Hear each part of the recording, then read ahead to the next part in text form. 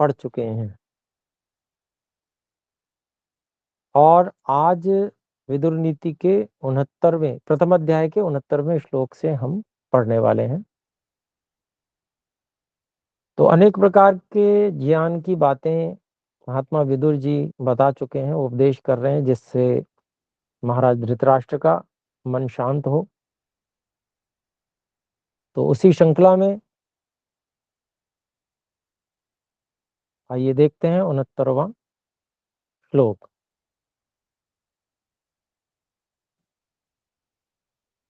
चत्वार चत्वार्याः महाराज सद्यस्कानि बृहस्पतिः पृच्छते त्रिदशेन्द्राय तानि मानि निबोध मे।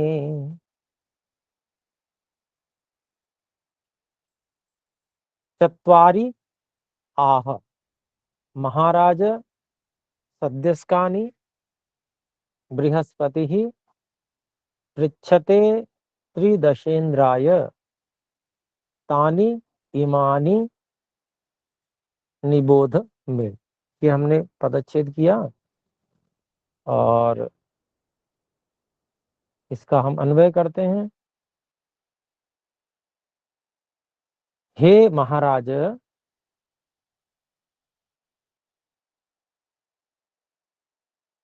पृच्छते त्रिदशेन्द्राय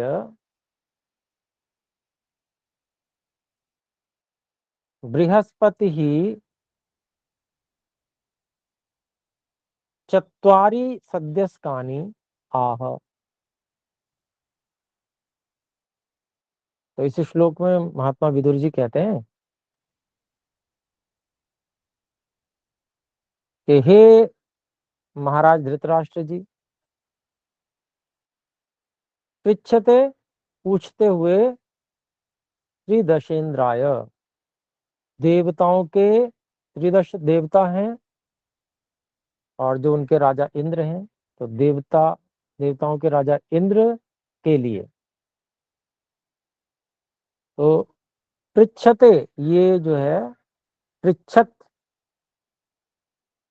इस शब्द का चतुर्थी विभक्ति ऐसे बनाया गया है। इसी का जो त्रिदशेन्द्राय जो चतुर्थी विभक्ति है, उसी का ये विशेषण बना दिया गया। पूछते हुए, जो पूछ रहे हैं ऐसे देवताओं के राजा इंद्र के लिए, जो उनके गुरु हैं, ऐसे गुरुदेव बृहस्पति जी ने चत्वारी चार सद्यस्कानी शीघ्र फल देने वाली बातें आह कहीं।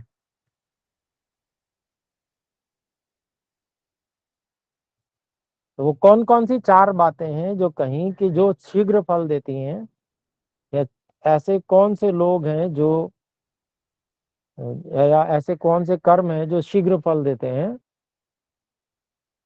वो अगले श्लोक में बताया गया। तो ये अभिप्राय क्या हुआ, इस श्लोक का अभिप्राय हुआ कि महात्मा विदुर जी महाराज धृतराष्ट्र जी को बता रहे हैं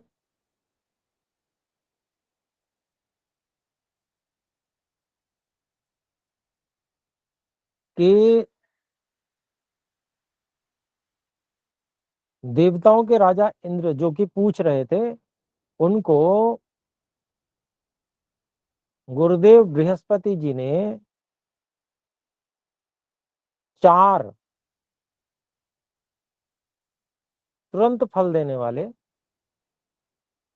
कर्म कहे, और आगे कहा तानी इमानी में निबोध, उन चारों को तुम मुझसे जान लो, अर्थात मैं आपको बता रहा हूं। ऐसा जो है महात्मा विदुर जी कहते हैं। तो अगला श्लोक देखते हैं, उसमें ही वो चार बातें कही गई हैं। 70वां श्लोक पढ़ रहे हैं। देवतानां च संकल्पम मनुभावं च धीमताम् विनयं कृतविद्यानां विनाशं पापकर्मणाम्। देवतानां च संकल्पम अनुभावं च धीमताम्, विनयं च कृतविद्यानां विनाशम पापकर्मणाम्।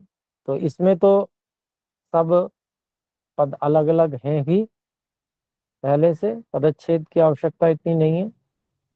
और इसका सामान्य अन्वय अन्वय है, चार चीजें गिनाई गई हैं। देवता नाम च संकल्पम, अर्थात महात्मा विदुर जी बता रहे हैं कि गुरुदेव बृहस्पति जी इंद्र जी को बता रहे हैं कि चार चीजें जो हैं वो शीघ्र फल देने वाली हैं। वो कौन सी हैं? पहला है देवताओं का संकल्प, और अनुभावम च धीमताम, और जो बुद्धिमान लोगों की सहमति है, अनुभाव है,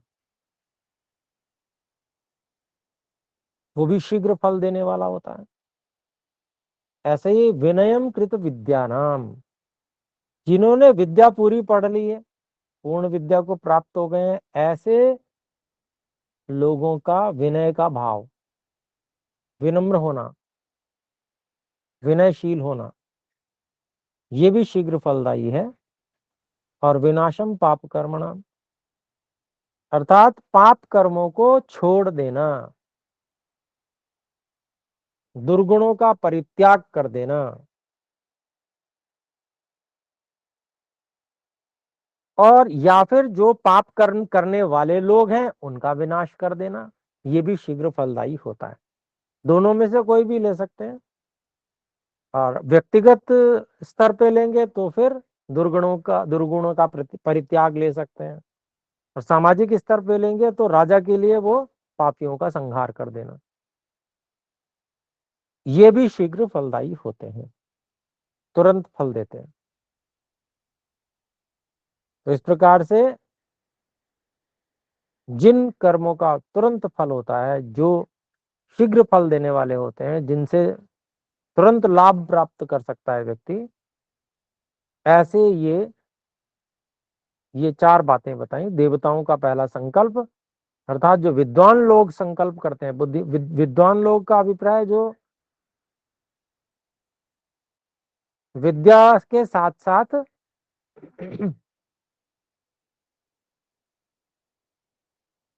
आचरण में भी तीव्र हैं, अर्थात वो अपने विचारों को क्रियान्वयन भी करते हैं, वो ऐसे विद्वान लोग। तो उनका जो संकल्प होता है वो शीघ्र पूरा होता है, जल्दी पूरा हो जाता है। ऐसे ही जो बुद्धिमान लोग हैं, उनकी जो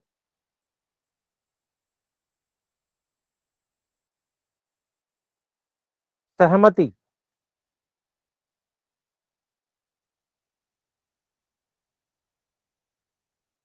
किसी विषय में अगर सब विद्वान लोग सहमत हो जाएं तो वो कार्य जल्दी हो जाता है।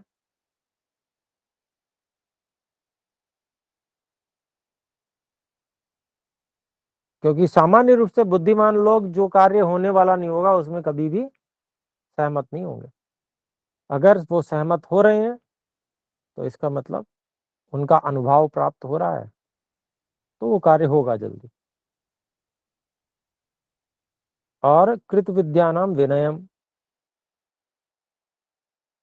जिन्होंने पूर्ण विद्या प्राप्त कर ली है, अगर वो विनयशील है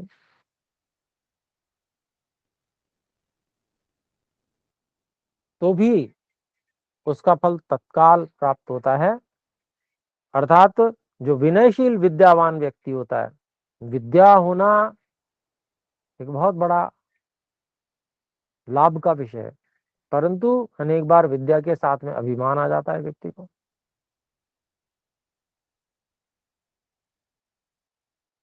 तो विद्या फलदायी नहीं होती फिर।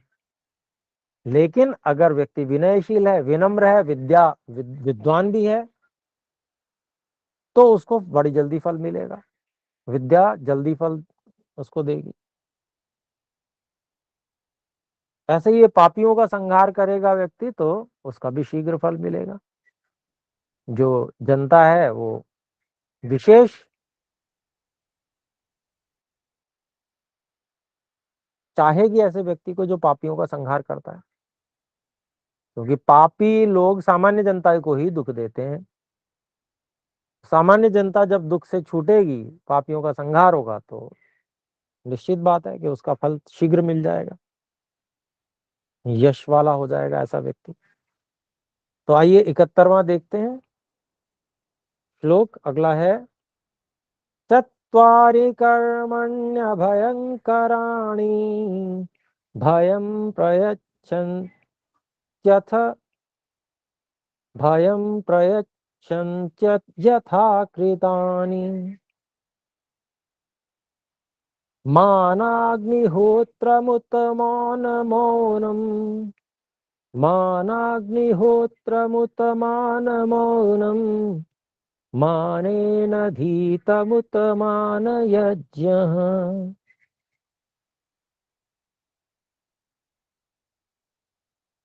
चत्वारि कर्माणि अभयंकराणि अभयंकराणि भयं प्रयच्छन्ति अयथाकृतानि मान अग्निहोत्रम उत मान मौनम मानेन अधीतम उत मान यज्ञः।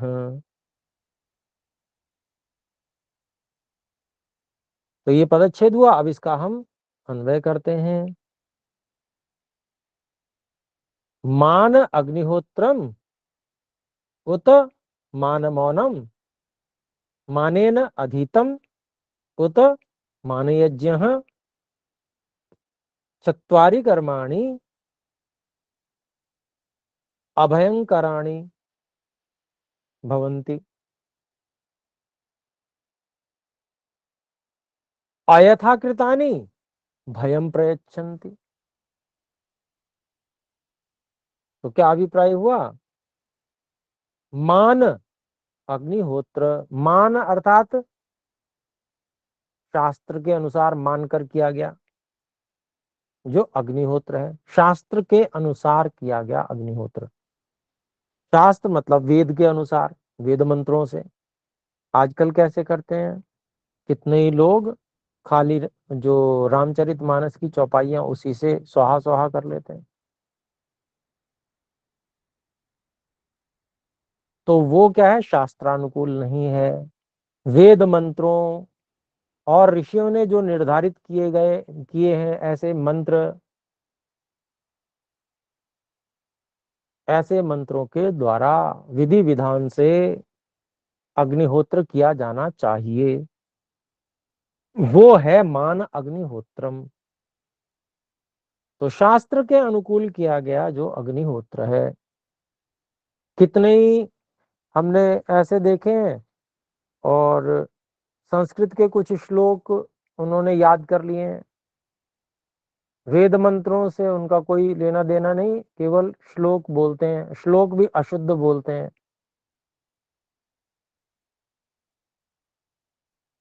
तो बहुत स्थिति खराब है। विधि विधान को बिल्कुल भूल गए, ऋषियों के विधि विधान के अनुसार नहीं चलते।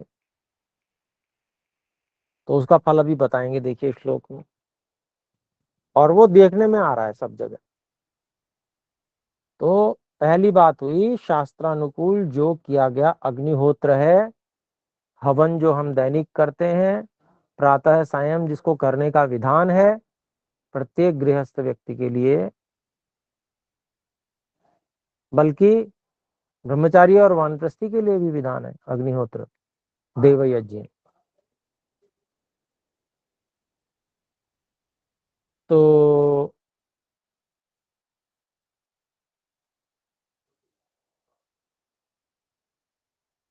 ये जो अग्निहोत्र है, ये विधि पूर्वक लिया गया, विधि पूर्वक किया गया ये।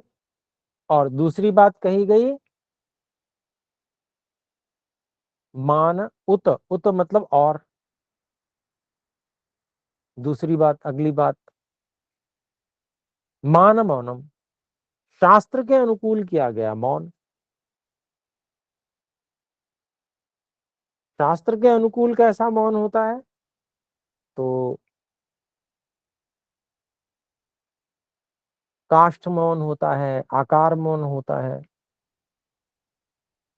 इस प्रकार से योग दर्शन आदि में उसका विधान आता है। तप के अंतर्गत ये मौन आता है। और समाधि की भावना करने के लिए, समाधि को सिद्ध करने के लिए ये मौन किए जाते हैं, अथवा प्रायश्चित के लिए किए जाते हैं मौन, तो उसके विधान है। तो विधि पूर्वक जप उसमें करना होता है, वो सारा कार्य और ईश्वर प्रणिधान, ईश्वर को समर्पण इत्यादि सब कार्यों को करते हुए जो मौन किया जाता है वो शास्त्रानुकूल मौन है। और ऐसे ही बन गए जी मौनी बाबा, और शास्त्र के अनुकूल नहीं करते, नाम रख लिया मौनी बाबा। बोलना नहीं पड़ेगा, क्योंकि अगर बोले, दो अक्षर बोल दिए तो जनता को पता चल जाएगा कितना जानते हैं। तो और वैसे ही मौनी बाबा बन के और चेले चेली बना लिए, और इस तरह से चल रहा है कार्य। तो ये उचित नहीं है। तो शास्त्र के अनुकूल किया गया जो मौन है वो, उसकी बात यहाँ पर आती। फिर अगली बात आती है माने न अधितम, शास्त्र के अनुकूल पढ़ना पढ़ाना। अब शास्त्र के अनुकूल कैसे पढ़ना, जैसे ऋषियों ने बताया, वो आजकल के जैसे नहीं। आजकल तो बोर्ड बन गया, बोर्ड ने कह दिया ऐसे तब नौकरी मिलेगी, ऐसे पढ़ो। वो तो पढ़ना ना पढ़ना बराबर है। शास्त्र के अनुकूल पढ़ना, जो ऋषियों ने विधि दी है उसके अनुकूल पढ़ना, उसी क्रम से पढ़ना, उसी ढंग से पढ़ना, वेदों को पढ़ना, ये है पढ़ाई। बाकी सब अनपढ़ है। ठीक है, अच्छी विद्याएं वेदों से ही गई गई हुई हैं, लोगों ने अपने अनुसार उनको और अपनी भाषाओं में, अंग्रेजी भाषा इत्यादि में उनको विकसित कर लिया कुछ,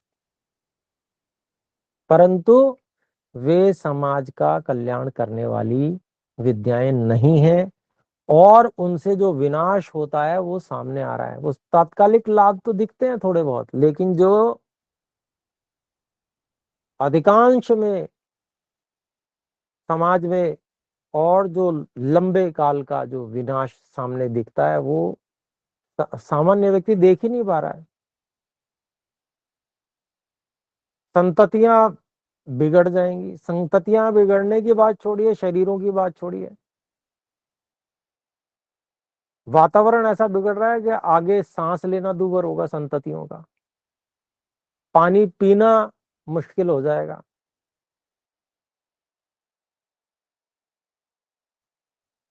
तो ऐसा अगर हम इस धरती को, इस संसार को छोड़ के जाएंगे तो वो किस काम का।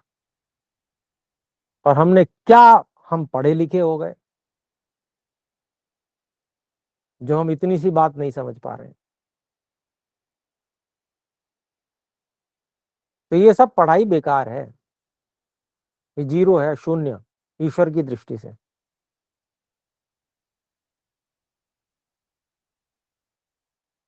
पढ़ाई ऐसी होनी चाहिए जिससे व्यक्ति का, जिससे व्यक्ति में मानवता का निर्माण हो, जिससे वह अपनी क्रियाओं से धरती को कम से कम उतना तो, जितना उसको प्राप्त हुआ है उतना तो छोड़ के जावे। वो है शास्त्रानुकूल अध्ययन।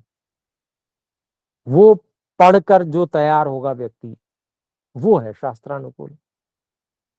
ये क्या है, किसी को किसी की परवाह ही नहीं है, कोई किसी से सीधे मुंह बात करने करके राजी नहीं है।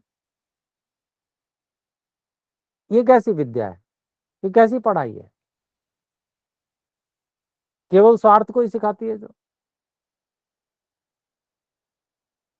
अर्थ पर आधारित, और पैसा भी ऐसा लूट लो, जितना लूट सको लूट लो, जितना इकट्ठा कर सको कर लो। और छोड़ के यहीं जाना पड़ेगा, वो नहीं सिखाते। परोपकार नहीं सिखाते, यज्ञ करना नहीं सिखाते, अग्निहोत्र नहीं सिखाते। और आगे फिर कहते हैं मान यज्ञ, शास्त्र के अनुकूल किए गए सब परोपकार के कर्म। कितने ही लोग कहते हैं कि हम परोपकार करते हैं, पर वो शास्त्रानुकूल ना होने से वो परोपकार का आभास मात्र है, उससे हानियां हो रही हैं।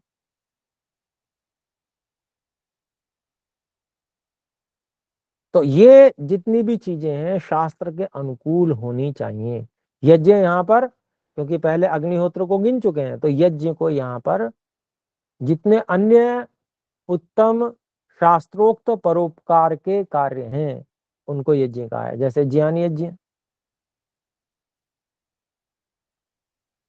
अर्थात वेद आदि का पठन पाठन, वेद और वेदानुकूल ऋषिकृत ग्रंथों का पठन पाठन करना, उसकी ज्ञान की वृद्धि करना, ये सबसे बड़ा यज्ञ है, सबसे बड़ा परोपकार का कार्य है। फिर अन्य भी हैं जो वेद के अनुकूल है, वे सब परोपकार के कार्य। तो ऐसे सब कार्यों को फिर कहते हैं मान यज्ञ, हो गई बात। फिर आगे कहते हैं चत्वारी कर्माणि, ये चार प्रकार, चार जो कर्म हैं, अभयंकराणी, ये चार जो कर्म हैं वो व्यक्ति को अभय करने वाले हैं। कैसे? शास्त्र के अनुकूल किए गए, जैसे शास्त्र में विहित हैं वैसे कर किए हुए ये कैसे हैं? अभय को देने वाले हैं, भय मुक्त करने वाले ये कार्य हैं।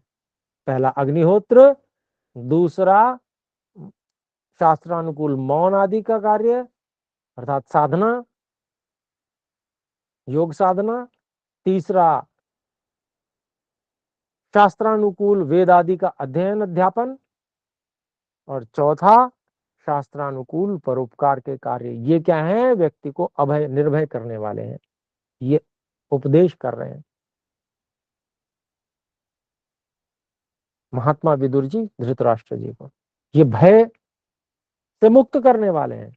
और फिर आगे क्या कहते हैं? भयम अयथा कृतानि भयम प्रयच्छन्ति। और जब ये जैसे किए जाने चाहिए वैसे नहीं किए जाते, बल्कि उल्टे ढंग से किए जाते हैं, अयथा कृतानि भयम प्रयच्छन्ति, यही किए हुए कार्य भय को प्रदान करते हैं।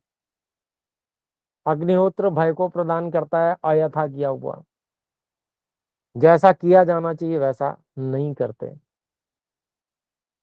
यज्ञ के लिए जो अग्निहोत्र होता है उसके लिए तीव्र अग्नि में जो पदार्थ सुनिश्चित किए गए हैं वेद आदि के अनुसार उनका होम होना चाहिए,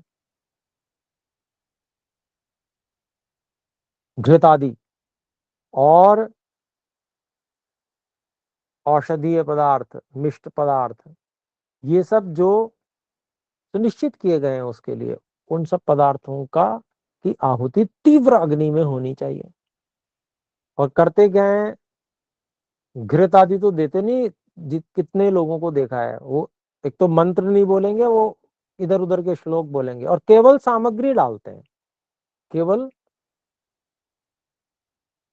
सामग्री, वो भी पता नहीं कैसी होती है, ठीक ठाक बनाते हैं नहीं बनाते।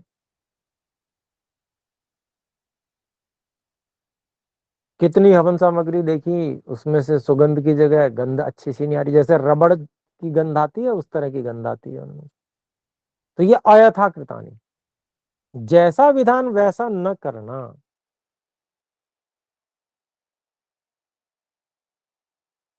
सीधा सीधा पता नहीं चल रहा है कि क्या उससे हानि होगी, लेकिन हानि भयंकर होती है। ये जितनी भी समस्याएं हैं,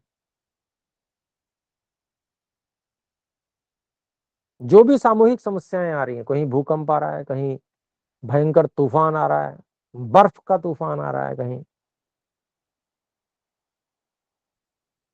कहीं बरसात ही नहीं हो रही है, और कहीं हो रही है तो इतनी हो रही है कि बाढ़ें आ रही हैं। ये जितनी भी समस्या, ये जैसे कार्यों को किया जाना चाहिए उसके विपरीत किया जा रहा है, तो उल्टा ही प्रभाव हो रहा है। इसके कारण से हो रहा है अग्निहोत्र आदि। हम सबको मिलकर वेद मंत्रों का उच्चारण करना चाहिए, जहां जहां भी आवश्यक वहां वहां प्रातः काल उठकर करना चाहिए। यज्ञ हवन में, संध्या में करना चाहिए वेद मंत्रों का उच्चारण। भोजन करते, स्नान करते समय करना चाहिए वेद मंत्रों का उच्चारण, उसके लिए अलग विधान है। भोजन करते समय अलग वेद मंत्रों का विधान है, उस समय उच्चारण करना चाहिए। तो वेद मंत्रों का उच्चारण करने से सारी जो है सृष्टि वो अनुकूल रहेगी। जैसा विधान किया है वैसा, ऐसे ही अग्निहोत्र के समय भी हमको वो मंत्रों के जैसे जो विधान है उनके अनुसार अग्निहोत्र करने से सब प्रकृतिस्थ रहेगा। उसके विपरीत उल्टा सीधा करने से उल्टा सीधा होगा, हमारे साथ भी उल्टा सीधा ही होगा। तो ये बात यहाँ पर बहुत अच्छी प्रकार से समझा रहे हैं महात्मा विदुर जी महाराजा धृतराष्ट्र को। फिर आगे देखते हैं, 72वां श्लोक है। पंचाग्नयो मनुष्येण परिचर्याः प्रयत्नतः पिता माताग्निरात्मा च गुरुश्च भरतर्षभ। पंच अग्नयः मनुष्येण परिचर्याः प्रयत्नतः पिता माता अग्निः आत्मा च गुरुः च भरतर्षभ। तो ये हमने पदच्छेद किया, इसका अन्वय देखते हैं। हे भरतर्षभ, माता पिता अग्नि आत्मा च गुरु च पंच अग्नयः मनुष्येण प्रयत्नतः परिचर्याः। तो क्या अभिप्राय हुआ? हे महाराजा धृतराष्ट्र जी,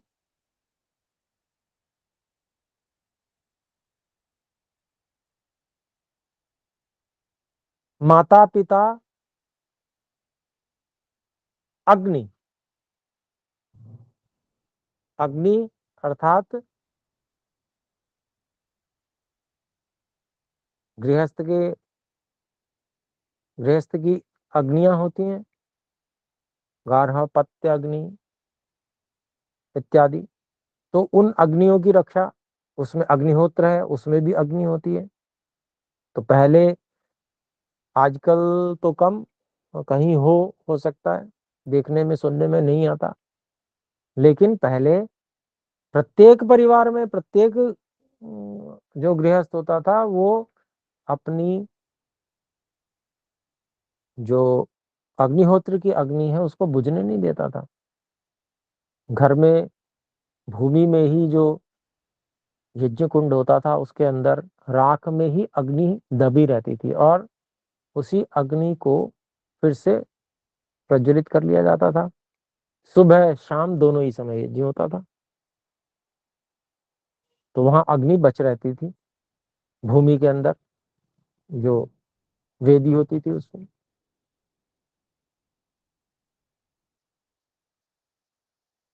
फिर माता पिता जो यज्ञ आदि की अग्नि है, फिर आत्मा,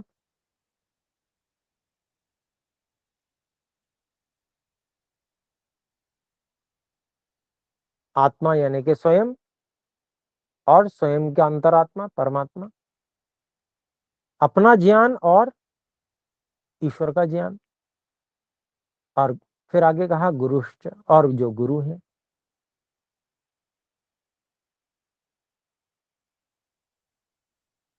ऐसे पांच अग्नियां, इनको अग्नि कहा, इन पांच अग्नियों को मनुष्य के द्वारा यत्न करके रक्षा और सेवा करनी चाहिए, इन पांच अग्नियों की। तो अग्नि क्यों कहा? अग्नि कौन है? जो पथ प्रदर्शक है, मार्गदर्शक है। जब हम चलते हैं, अंधेरे में होते हैं, तो सामने टॉर्च रखते हैं, या मशाल पहले चलती थी, आजकल टॉर्च वगैरह हो गई है, उसमें भी अग्नि है, तो उसको आगे रखते हैं। अर्थात जो मार्गदर्शन करती है, मार्ग दिखाती है, वो है अग्नि। ऐसे ही माता भी मार्गदर्शक है, पिता भी मार्गदर्शक है, और अग्नि तो अग्नि है ही, जो यज्ञ की है। और आत्मा और अंतरात्मा, अंतरात्मा अर्थात परमात्मा, वो भी अग्नि है। और हम ज्ञान स्वरूप होने से हम भी अग्नि है, आत्मा। ऐसे ही गुरु भी मार्गदर्शक है, आचार्य, गुरु, तो ये भी अग्नि है। इनकी बहुत प्रयत्न पूर्वक रक्षा करना, इनका सेवन करना, सेवा करना इनकी, ये यहां पर महात्मा विदुर जी ने बताया महाराजा धृतराष्ट्र को।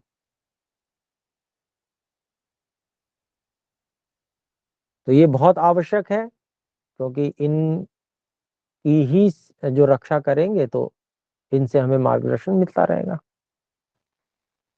तो आज समय काफी हुआ, आइए इतना ही आज करते हैं। आइए मिलकर एक बार ओम का उच्चारण करें। ओ,